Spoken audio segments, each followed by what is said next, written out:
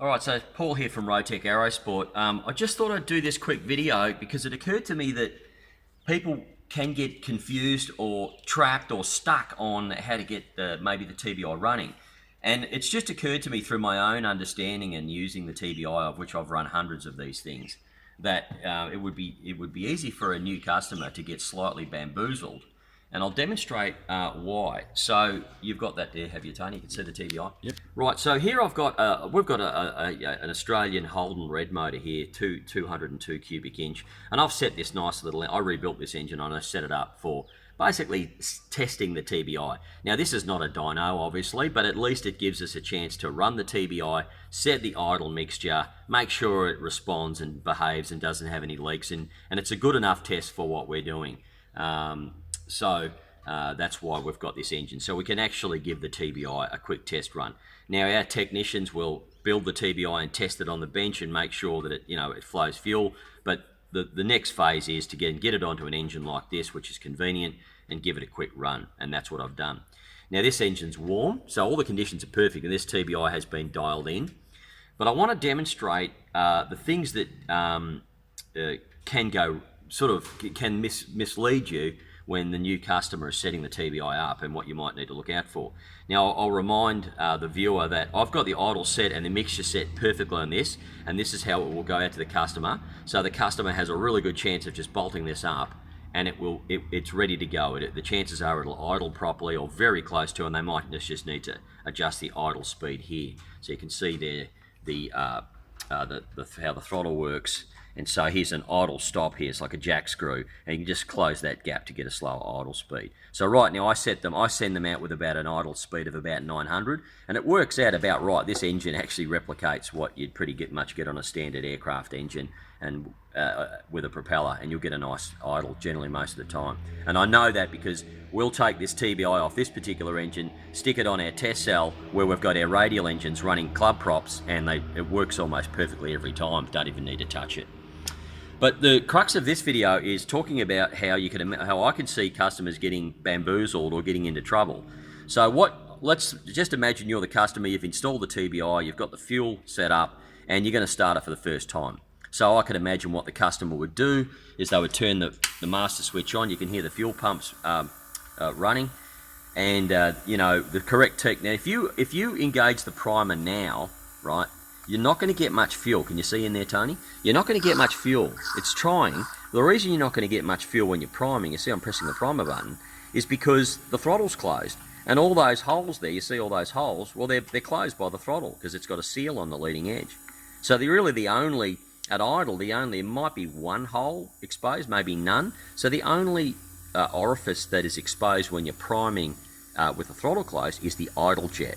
Now, if you've got air in this line, which is a much longer line on an aeroplane, you might be sitting there with a primer for quite a while getting all that air out, and then when the fuel does eventually come to the TBI, you're not going to put much in it because you're just trying to force it through an idle jet, which has been adjusted for smooth idle in this instance. So there's not a lot of fuel going to come out when you prime it. So therefore, the correct technique is you open the throttle to expose all the holes on the TBI. Now, if I press the primer now, I'm going to spray fuel into my camera and also into my face. So I'm just going to go to full rich there. So you see I rotate the holes around to 90 degrees so the fuel will spray into the sidewall.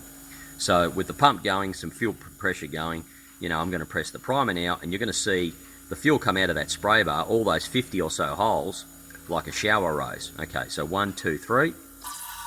Right, there's your fuel. Fuel's just pouring in, right? Pouring in, it's vaporizing because the engine's hot. Now what the customer's going to do is close the throttle, right, and start the engine. Now I'm telling you, depending on how much prime you put in there, and that was only a 1 second prime, this engine's not going to start. It's going to be flooded, and that's why I'm really demonstrating this video what you would do if you think you've over-primed it. So now what I'm going to do is, even with all that fuel in there, I'm going to show you, once you close the throttle, what's probably going to happen when we go to crank the engine. So now I'm going to try and start the engine. The ignition's on. 1, 2, 3. 1, 2, 3.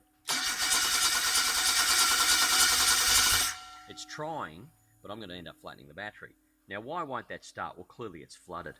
Now, I could see right now that a customer would be in all sorts of trouble. He'd be thinking, do I add more fuel? What do I do, right? Well, once you've identified that you've got fuel in the engine, you might be looking for drips or have an observer for the first time while you get accustomed to the start procedure. You might have an observer saying, oh yes, there's lots of fuel coming out of the air cleaner, I think it's got plenty of fuel. Now, once you know you've got plenty of fuel and you've got purged the lines and you're priming, for example, let's do it again. Right, 1, 2, 3, prime. Right, so there's tons of fuel in this engine now. This engine is flooded like crazy. Now, with a closed throttle, this engine is not going to start. So what you would do in this instance is you'd actually open the throttle. I'm going to open this throttle to half, right? Not closed at idle there, not enough air. You've got too much. Your chances are you're going to over-prime it. The chances of perfectly priming your engine are very slim. You're most likely going to hold the button for too long and over-prime it. So now what I'm going to do is I'm going to really open the throttle quite a lot. Half throttle at minimum. And as soon as the engine fires, before it races away, you're going to chop the throttle. Right, so Tony, you got your hand there. Just crank, go. Keep going. Keep going, mate. Hold it.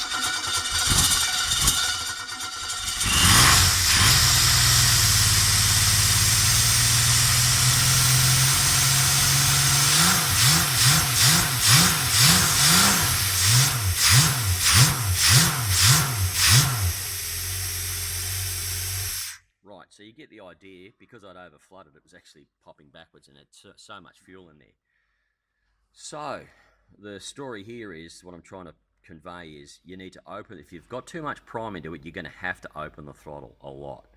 And once you hear the engine start, obviously it's going to start to clear that fuel out. It's going to blow a lot of black smoke. It's going to clear that fuel out, and you've got to time it.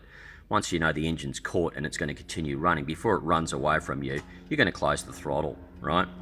You're going to close the throttle, and it's going to run perfectly. Like right now, like I'm just going to probably just give it a quick prime, like that, just a little bit, and this engine's going to start straight away.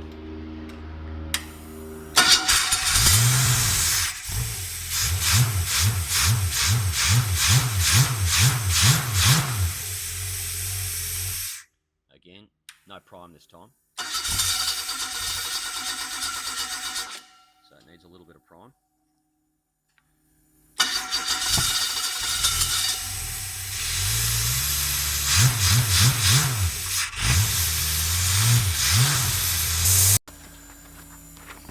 This engine's probably starting to get hot. Yeah, it's getting hot.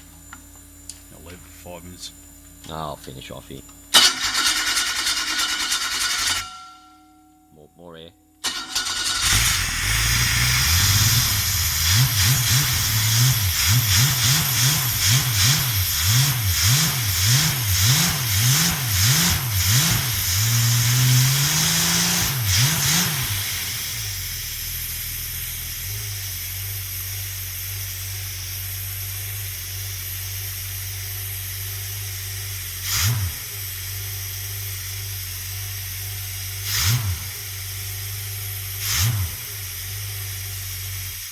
Alright, so that's running perfectly, right? So this has been tuned up nicely for the customer. Engine's starting to get a little bit hot here now.